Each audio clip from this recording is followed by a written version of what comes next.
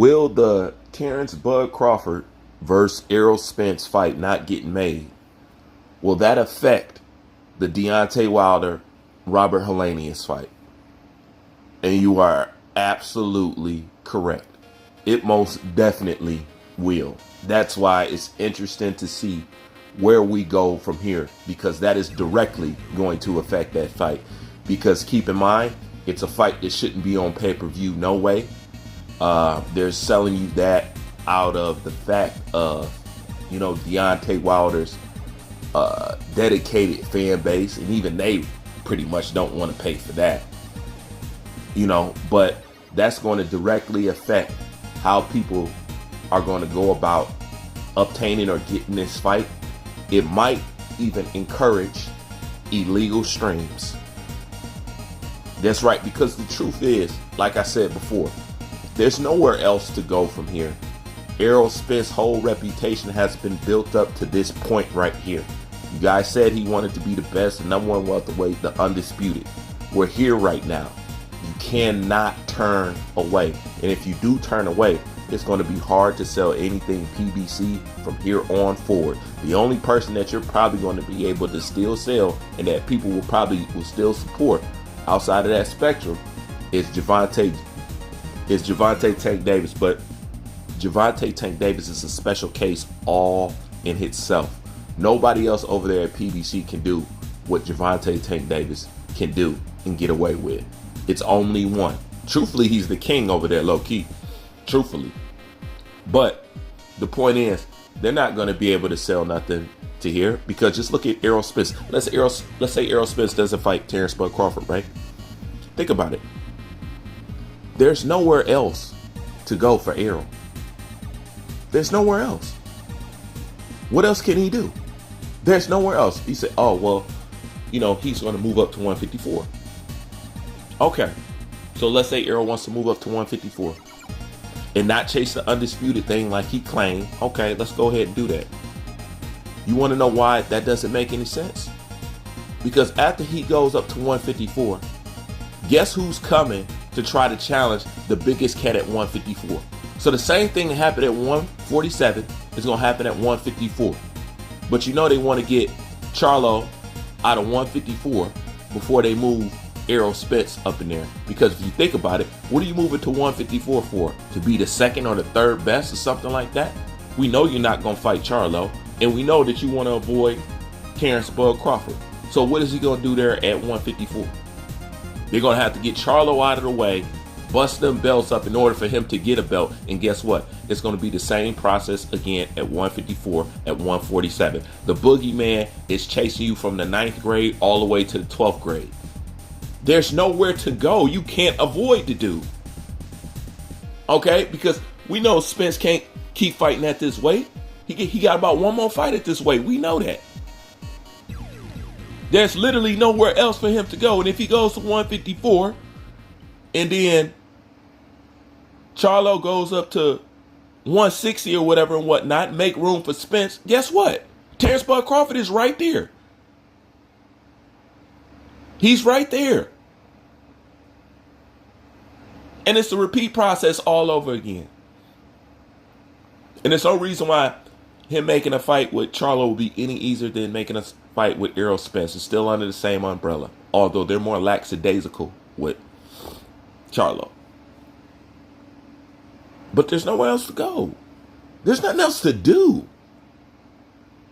There's really nothing else to do.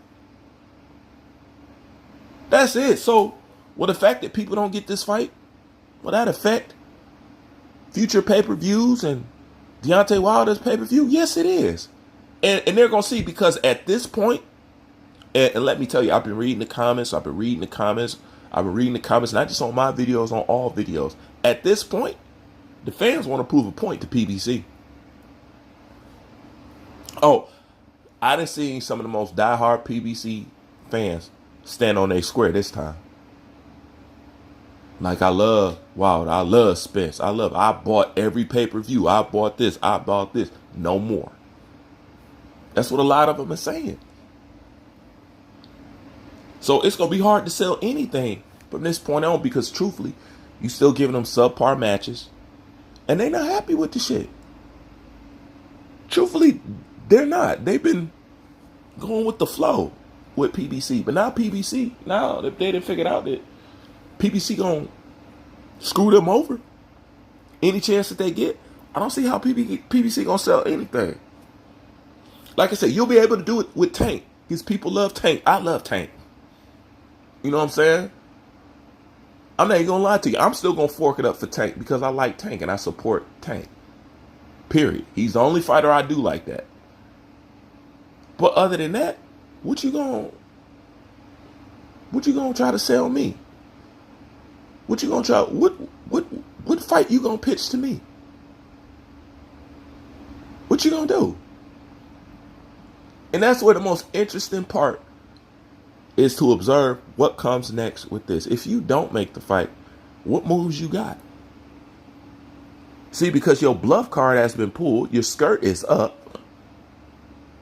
We see the wizard behind the screen. So we know we being duped. So how are you going to sell what? You either going to have to sell a match that's really going to be eye-catching and the fans really want, or you're going to have to give them that fight. But the point is, you're not going to be able to do both. You're not going to be able to cheat them out the fight and keep giving them these subpar Ruiz versus Luis Ortiz match. It's not going to work. It's not going to work, but we're going to sit back and we're going to see how much. But it's going to be interesting to watch it. And like I said, Spence can move on, but he'll never move out of the shadow. That man's name will haunt him like a rash on the back of his neck that he can't get rid of. Because anytime he make another fight or they interview him, what you think they gonna ask? About Terrence, Bud, Crawford. It's always gonna lead back to Crawford.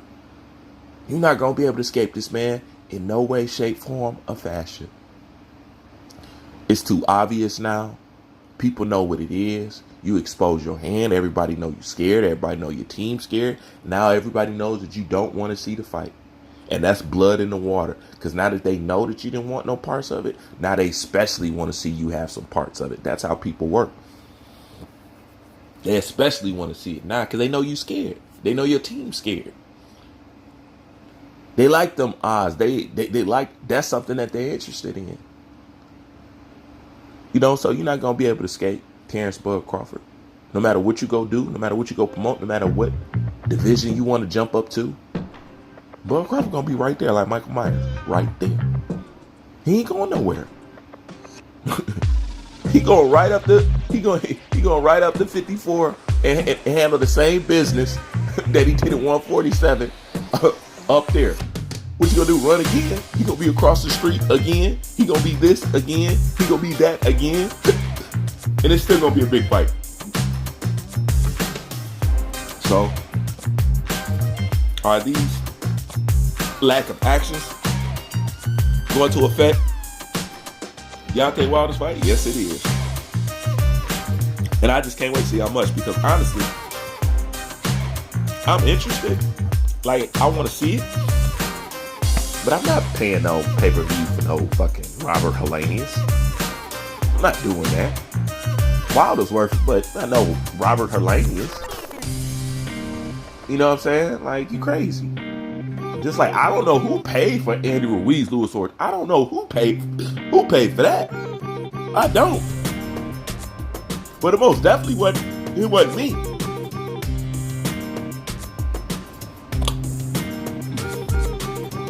I gotta pick up some shit. But that's my thoughts on this. Like, comment, subscribe. Who's fan?